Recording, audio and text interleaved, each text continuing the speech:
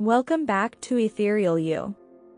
In this video we are exploring third man syndrome, a fascinating phenomenon where individuals in extreme conditions, such as mountaineers, explorers, or disaster survivors, report sensing the presence of an unseen companion who offers support, guidance, or reassurance during their ordeal. Before we get started, just a reminder to like, share, and subscribe if you find this video insightful.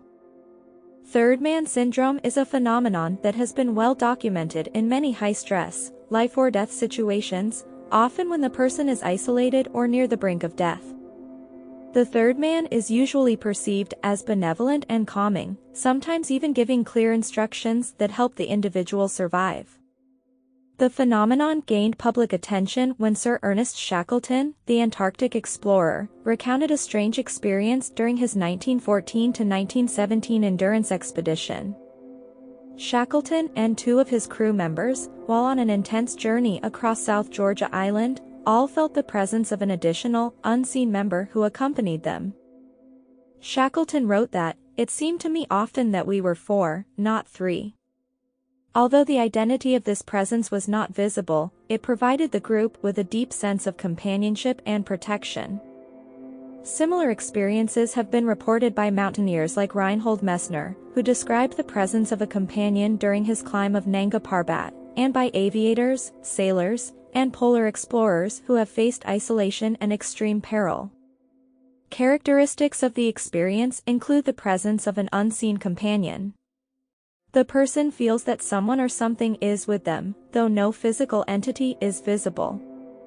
This presence is often very real to the experiencer.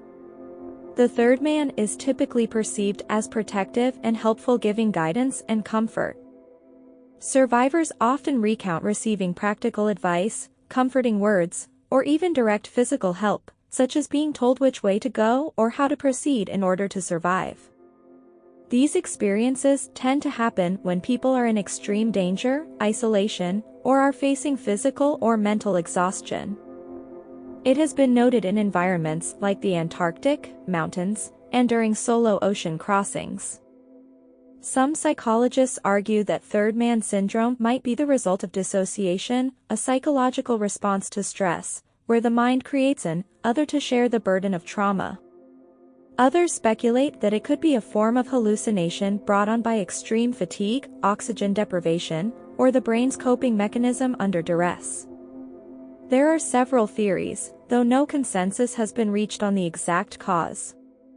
Some psychologists believe it's a defense mechanism triggered by intense fear or stress, where the brain creates an external helper to maintain focus and hope, preventing the individual from giving up. Neurological explanations suggest that deprivation, such as lack of oxygen or food, could lead to altered brain function, leading to altered states of consciousness, sparking this sensation. Another theory involves the brain's vestibular system, which is responsible for balance and spatial orientation. In extreme situations, this system may malfunction, leading to the perception of an external entity. Many individuals interpret the experience in spiritual terms, believing it to be a guardian angel, a spirit guide, or some higher force offering protection in times of dire need.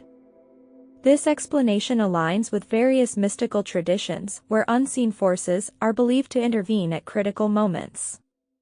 The phenomenon was further popularized by John Geiger's 2009 book The Third Man Factor, where he compiled numerous accounts of individuals who reported similar experiences. Geiger explored not only the accounts of adventurers and explorers but also survivors of disasters, including plane crashes, where the third man seemed to appear.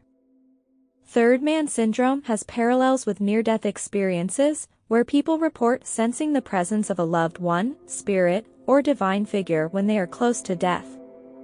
Both phenomena can be interpreted as the brain's response to crisis, but they also leave room for metaphysical or spiritual interpretations. The sense of an otherworldly presence at times of extreme danger continues to intrigue both scientists and those who have experienced it, straddling the boundary between psychological response and mystical experience. What do you think? Leave a comment below and let me know your thoughts. Thanks for watching.